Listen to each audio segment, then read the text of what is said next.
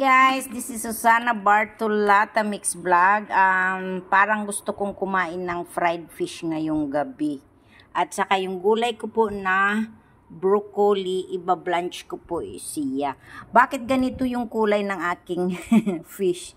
Nilagyan ko po siya minarinate ko po siya sa salt at saka tawag dito, curry powder. Mas gusto ko kasi yung fish ko may mga ganun ko ilalagay kasi mukha siyang hindi siya amoy. Ayun yung lasang fish ba. Mas maganda po kasi yan. So, ito po yung ipafry ko at ituulam ko ngayong gabi. At syempre, iba-blanch ko lang po yung aking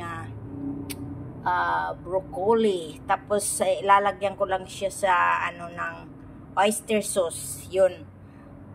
Na may coconut oil at saka fried shallots. Yan po.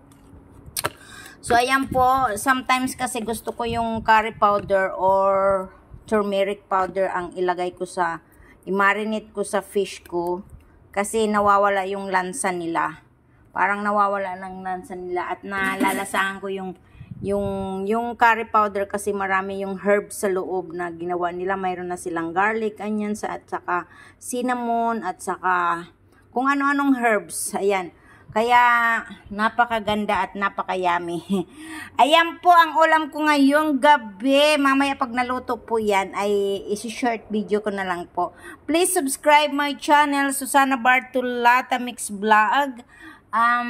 Sa hindi pa nakapag-subscribe sa channel ko, please subscribe po at gusto ko po lumaki na po yung aking YouTube channel kasi po pag ako'y nag-for good sa Pilipinas ay itutuloy ko po yung yung YouTube ko as a charity vloggers. Yun. Thank you guys. I love you all. Bye-bye.